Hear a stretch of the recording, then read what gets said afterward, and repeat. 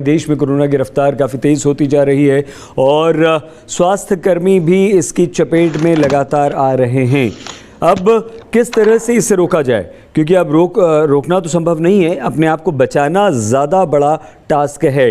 तो ओमिक्रॉन का ख़तरा बढ़ता जा रहा है। तमाम प्रतिबंधों के बावजूद ओमिक्रॉन जिस तेज़ी से बढ़ रहा है, कोरोना जिस द्रुत गति से हमारे देश में पैर फैला रहा है, वो बहुत बहुत ज़्यादा परेशान करने वाला है और उससे हालत और ख़राब होती हुई नज़र आ रही है। ये आंकड़ा न सिर्फ बढ़ रहा है, राहत की बात सिर्फ ये है कि हॉस्पिटलाइजेशन काफ़ी कम है, लेकिन जिस तेज़ गति से आंकड़ा बढ़ रहा है, 50% से ज़्यादा पिछले 24 घंटों में मरीज़ों की संख्या हो गई है। मुंबई में 10,000 से ज़्यादा मरीज़ आ गए हैं। दिल्ली में आशंका जताई जा रही है कि इन 24 घंटों में 10,000 से ज़्यादा कोरोना पॉजिटिव आएंगे। नाइट कर्फ्यू विभिन्न राज्यों में लगा दिया गया है।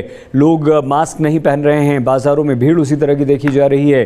पॉलिटिकल रैलीज़ हो रही हैं। तो इससे ख़तरा अभी कम नहीं हुआ है। ऊपर से मौसम भी ठंडा हो गया है। ठंड बहुत ज़्यादा पड़ रही है। बारिश हो गई, ठंड और बढ़ गई। सर्दी ज़ुकाम वैसे ही लोगों को हो रहा है। और क्या सर्दी जुकाम में कोरोना और ज़्यादा फैल रहा है? हाँ, बिल्कुल सही बात है, क्योंकि सर्दी जुकाम होता है, आपको खांसी आती है, आपको छींकें आती हैं और आपकी नाक बहती है, और यही एयरबॉर्न कोरोना जो है वो आपके मुंह से निकले हुए जो कण होते हैं कोरोना के, वो दूसरे व्यक्ति में पहुंचाकर उसे संक्रमित कर रहे हैं। ये काफ़ी तेज़ी से फैल रहा है क्योंकि लोग मास्क नहीं पहन रहे हैं। मास्क पहन रहे हैं तो उसे लेकर लापरवाह हैं, अच्छी तरह से मास्क नहीं पहन रहे हैं, लोगों से मिलजुल रहे हैं, शादी ब्याह पार्टीज़ हो रही हैं, चुनावी रैलियां हो रही हैं, और इसी वजह से कोरोना जो है वो लगातार हमारे देश में बढ़ता जा रहा है। आइए सीधे आपको हम लिए चलते हैं। डॉक्टर अंशुमान हमारे साथ इस वक्त जुड़ गए हैं। डॉक्टर अंशुमान नमस्कार, काफ़ी इंतज़ार करवाया सर, कहाँ रह गए थे आप?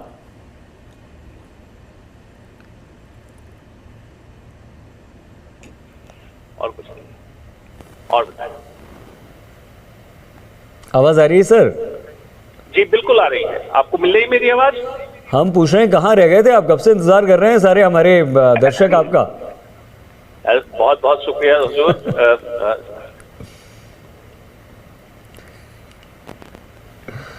यही प्रॉब्लम था जो अभी आ रहा है, नेटवर्क की दिक्कत है। लेकिन डॉक्टर अंशुमान, आपकी बात तो सच हो रही है।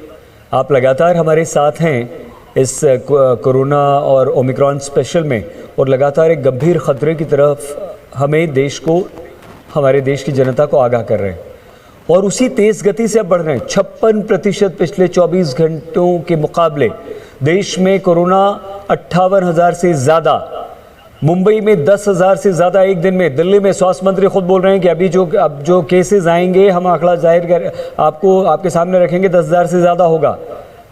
ये कहाँ जाके रुकेगा डॉक्टर अंशुमान? कितना बड़ा खतरा इसे आप देखते हैं? कब तक हम ये सहेंगे?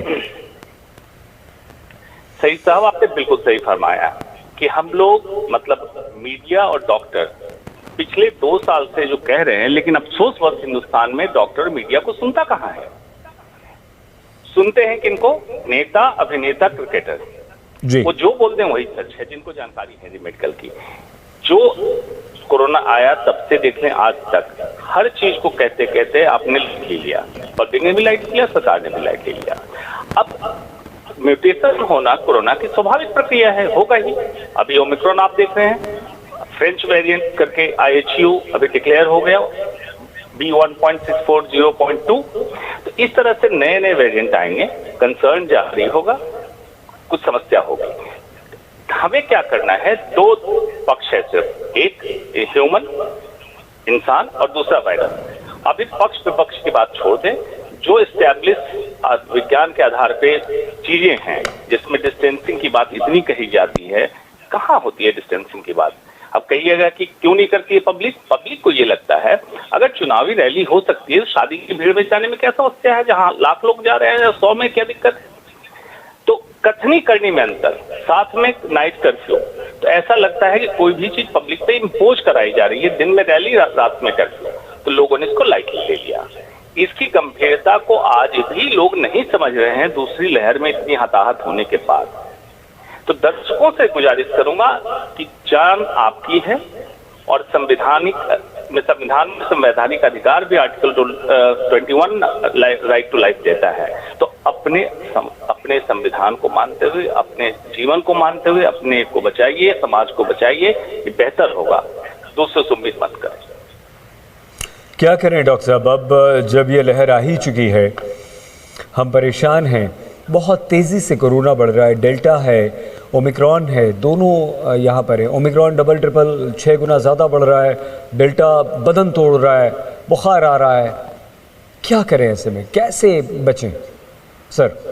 सही साहब, देखिए आधार तो वही है, डिस्टेंसिंग, मास्क, सैनिटाइजर, एक्स्ट्रा कुछ नहीं आया। जो हमारे पास वैक्सीन एक बहुत बड़ा हथियार आया था, उसके कारण जो हेजिटेंसी जिनमें है उनसे रिक्वेस्ट करूंगा वैक्सीनेशन कराइए, क्योंकि ओमिक्रॉन हो या डेल्टा हो, वैक्सीनेशन आपको बचा रहा है। कुछ लोगों ने सुना होगा, उस व्हाट्सएप यूनिवर्सिटी से पढ़ लेते हैं कि वैक्सीन लगवाने के बाद भी ओमिक्रॉन हुआ, तो उनको मैं बता देता हूँ, संक्रमण और बीमारी में अंतर है। वैक्सीन लगने के बाद हो सकता है संक्रमित आप हो जाए, मतलब आरटीपीसीआर पॉजिटिव आए, लेकिन आपकी हालत अति गंभीर न हो। हमारी कोशिश ये होनी चाहिए, आपको ऑक्सीजन बेड की जरूरत ना हो, वेंटिलेटर की जरूरत ना हो। तो सीधा सीधा फॉर्मूला है, जीवन शैली को ठीक कीजिए।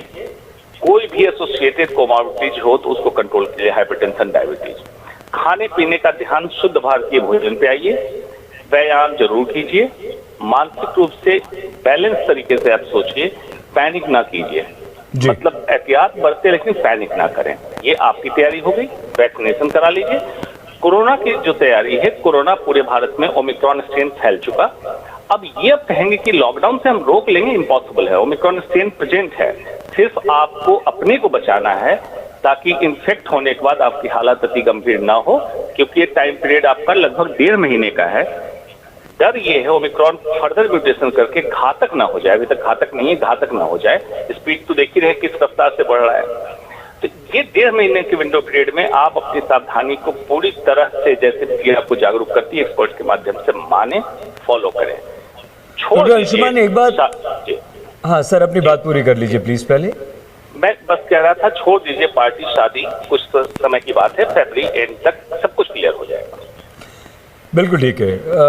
एक प्रश्न आप विशेषज्ञ डॉक्टर्स, आप लोगों से सुनकर पढ़कर हम लोग उठा रहे हैं, पत्रकार लोग, और वो ये कि डेल्टा और ओमिक्रॉन मिलकर कोई नया सुपर स्प्रेडर बन सकते हैं, कोई नया वेरिएंट बन सकता है।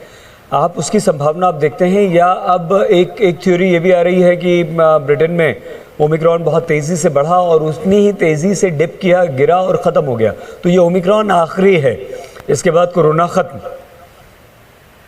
देखिए, आखिरी कहना तो मुश्किल है, क्योंकि अभी मैंने जिक्र किया 12 लोगों का क्लस्टर डिटेक्ट हुआ फ्रांस में, जो कैमरून से ट्रेवल करके आए थे, जिसका उन्होंने नाम दिया हॉस्पिटल के नाम के, IHU, इन्फेक्शन हॉस्पिटल यूनिवर्सिटी करके उनका नाम है, जिसमें म्यूटेशन डिफरेंट है। और आश्चर्य होगा, ओमिक्रॉन में जितने म्यूटेशन थे उससे ज्यादा 46 म्यूटेशन हैं और 37 डिलीशन का मतलब है उसमें कुछ न्यूक्लिक एसिड को इसने ड्रॉप कर दिया है, तो इम्यून सिस्टम को चकमा देने में कारगर हो गया।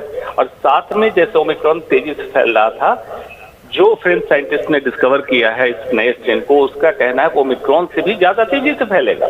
तो ओमिक्रॉन आखिरी स्ट्रेन होगा, ये बिल्कुल गलत बात है, इसके बाद भी स्ट्रेन बनेगी।